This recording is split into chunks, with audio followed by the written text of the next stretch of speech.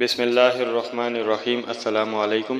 ایک دفعہ کا ذکر ہے کہ ایک نہایت محنتی کسان جس کا نام رحیم تھا ایک زرعی گاؤں میں رہتا تھا جو کہ پاکستان کے زرخیز صوبہ پنجاب میں واقع تھا۔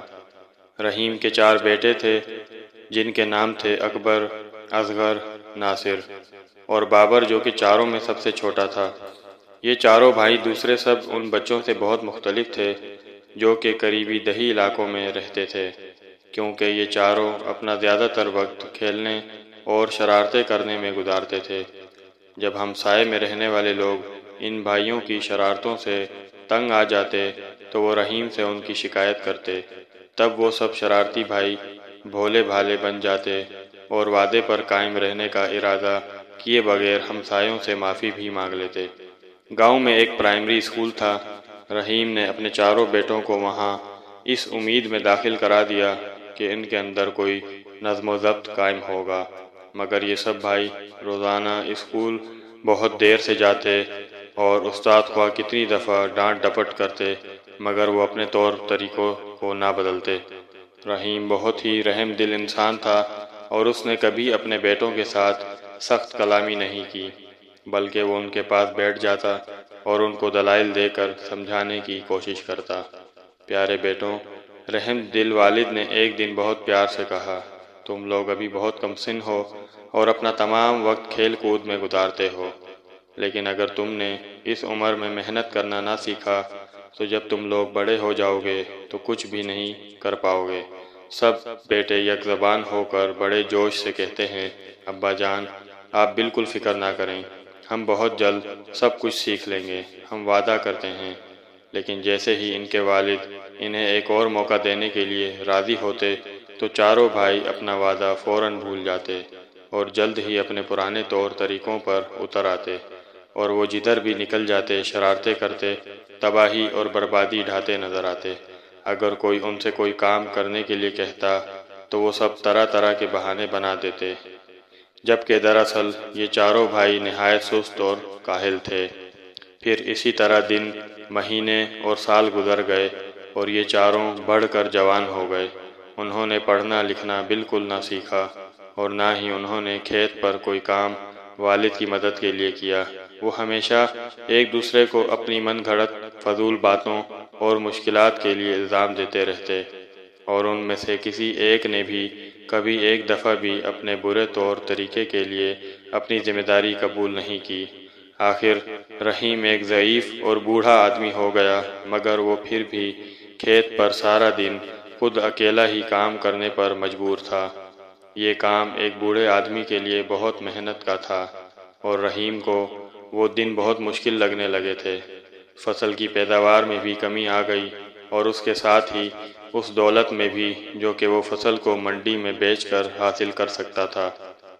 رحیم اور اس کی بیوی اپنے مستقبل کے بارے میں بہت پریشان تھے، مگر وہ چاروں بھائی ان واقعات کے بارے میں بالکل بھی پریشان نہ ہوتے تھے۔ کبھی کبھار وہ کھیت میں اپنے والد کی مدد کرنے چلے جاتے، لیکن زیادہ تر اپنے بچاؤ کی خاطر بہانے بناتے رہتے۔ وہ تمام دن صرف نکمے بیٹھے رہتے، کھاتے پیتے اور آرام سے سوتے۔ اگر کبھی کوئی اکبر سے کہتا کہ وہ کھیت پر جا کر اپنے والد کی مدد کرے تو وہ کہتا کہ دوسرے تینوں میں سے کوئی جا کر مدد کرے کیونکہ میرے تو سر میں درد ہے، وغیرہ وغیرہ۔ اسی طرح ہر ایک بھائی کو جب بھی کوئی کسی کام کرنے کو کہتا تو وہ اسی قسم کا بہانہ بنا دیتا، اور ان میں سے ہر ایک اپنے دوسرے بھائیوں میں سے کسی ایک کو وہ کام کرنے کے لیے پیش کر دیتا۔ پھر ایک وقت ایسا آیا کہ رحیم واقعی اس قدر ضعیف اور بیمار ہو گیا کہ کوئی کام کرنے کے قابل نہ رہا، اور اس نے حقیقت میں یہ محسوس کیا کہ وہ زیادہ دیر تک زندہ نہیں رہ سکے گا۔ رحم دل باپ اپنے ناکارہ بیٹوں کے بارے میں بہت فکر مند ہو گیا اور اس کے دماغ کو بہت سے مشکل سوالات نے گھیر لیا۔ اسے یہ نہیں معلوم تھا کہ جب وہ نہیں ہوگا تو ان کا کیا ہوگا۔ انہوں نے کوئی ہنر نہیں سیکھا تھا، اس لیے وہ اپنے لیے روزی کیسے مہیا کر سکیں گے۔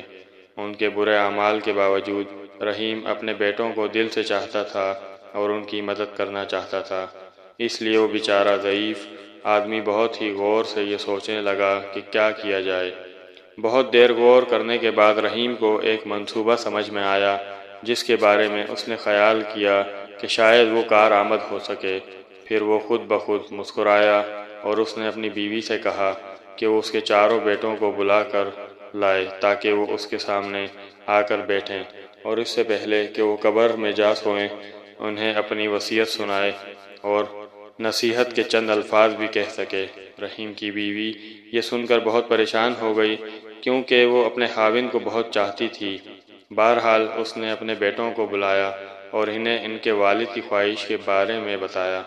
چاروں بھائی کو اس بات کا بہت صدمہ ہوا کہ ان کا باپ فوت ہو جائے گا، اور وہ اپنے والد کے قدموں کے پاس اس کی آخری وصیت سننے کے لیے بیٹھے تھے اور رونے اور آوازاری کرنے لگے۔ پیارے بیٹوں، رحم دل باپ نے کہا، میں نے زندگی بھر تم سے بہت محبت کی اور تمہاری دیکھ بھال کی۔ میں نے واقعی پوری کوشش کی کہ تم خوشی اور آرام و آسائش سے رہو اور میں تمہاری حفاظت کرتا رہا، لیکن اب میں بوڑھا اور بیمار ہو گیا ہوں اور جانتا ہوں کہ میں جلد ہی مر جاؤں گا۔ بوڑھا پھر کھانسنے لگا، اس کی سانس میں خرخراہٹ تھی، اور اب چاروں بھائی خود دیکھ سکتے تھے کہ ان کا باپ حقیقت میں بہت بیمار تھا۔ لیکن میں نے ایک بہت بڑا خزانہ تم لوگوں کے لیے بچا رکھا ہے، رحیم نے گفتگو جاری رکھتے ہوئے کہا، تاکہ تمہاری زندگی میرے جانے کے بعد بہت عرصے تک آرام سے گزرتی رہے۔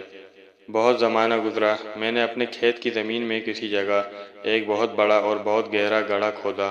پھر میں نے اس گڑھے میں اس خزانے کو اس وقت کے لیے کہ جب تمہیں اس کی ضرورت پڑے حفاظت کے ساتھ دفن کر دیا، لیکن اب مجھے بالکل یاد نہیں رہا کہ وہ کس جگہ پر ہے۔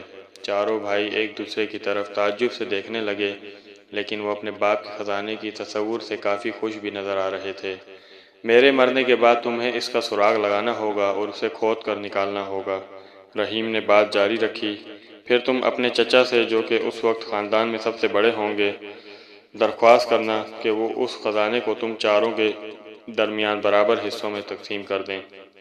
اس کے لیے آپس میں جھگڑنے کی ضرورت نہیں۔ اپنے چچا کے فیصلے کی تعظیم کرنا، یاد رکھو کہ اپنے بڑوں کی عزت کرنا ہماری تہذیب کا ایک اہم حصہ ہے۔ تمہیں ان کی عزت کرنے کو اپنا فرض سمجھنا چاہیے۔ چاروں بھائی کھیت میں دفن کیے ہوئے خزانے کو فوراً ہی ڈھونڈنے کے لیے مضطرب نظر آنے لگے۔ رحیم نے یہ ظاہر کیا کہ اس نے اپنے بیٹوں کے اس رویے کو دیکھا ہی نہیں، اور اس نے اپنی تقریر جاری رکھی۔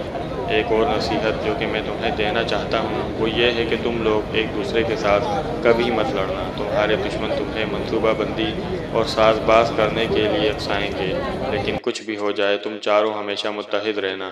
مل جل کر تم سب بہت طاقتور رہو گے اور کوئی بھی تمہیں نقصان نہیں پہنچا سکے گا، اور کسی کو بھی اس خزانے کے بارے میں اس وقت تک مت بتانا جب تک تمہیں وہ مل نہ جائے۔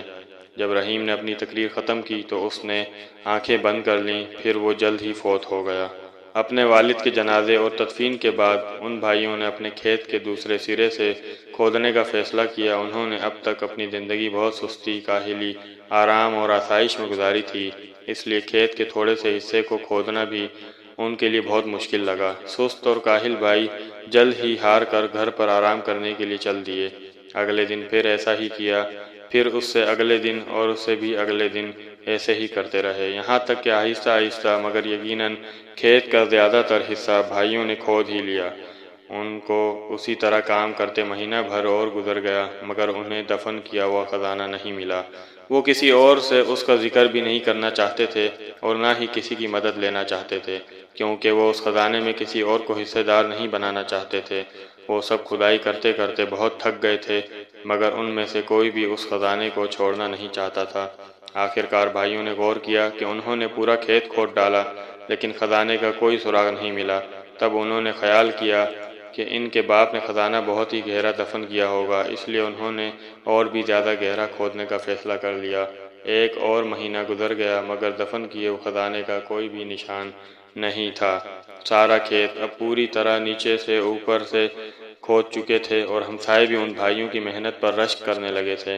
آخرکار چاروں بھائیوں نے دفن کیے ہوئے خزانے کو کبھی بھی پا لینے کے خیال کو ترک کر دیا، مگر یہ دیکھ کر انہوں نے کھیت کو اتنی اچھی طرح تیار کر لیا تھا، اس لیے انہوں نے وہاں پر اس موسم میں گیہوں کی کاشت کرنے کا فیصلہ کر لیا۔ جب فصل کاٹنے کا زمانہ آیا تو اس کھیت میں بہت اعلیٰ درجے کا اور بہت مقدار میں گندم پیدا ہوا۔ جس کو وہ سب بھائی منڈی میں لے گئے اور اسے ہزاروں روپوں میں فروخت کر دیا۔ اپنے والد کی نصیحت پر چلتے ہوئے سب بھائی اپنی کمائی ہوئی دولت کو اپنے چچا کے پاس لے گئے اور ان سے اس رقم کو چاروں میں برابر تقسیم کرنے کی درخواست کی۔ ان کے چچا چاروں بھائیوں پر فخر کرنے لگے اور بولے، شاباش میرے بھتیجوں، تم نے آخرکار یہ ثابت کر دیا کہ تم میرے محنتی بھائی رحیم کے محنتی بیٹے ہو۔ یہ کھیت جو میرا بھائی تمہارے لیے چھوڑ گیا ہے وہ خود ہی ایک خزانہ ہے، اور اگر تم اسی طرح محنت کرتے رہو گے تو تم اس کا ہمیشہ انعام پاتے رہو گے۔ اگلے سال چاروں بھائیوں نے محنت کر کے پھر گندم کی کاشت کی۔ اس دفعہ پیداوار پہلے سے بھی بڑھ کر ہوئی، اور جب انہوں نے یہ گندم منڈی میں فروخت کی تو انہوں نے پہلے سے بہت زیادہ رقم بنائی۔ کچھ سال تک اسی طرح کام کرنے کے بعد چاروں بھائی کافی امیر ہو گئے اور اپنے کام میں بھی خوش رہنے لگے۔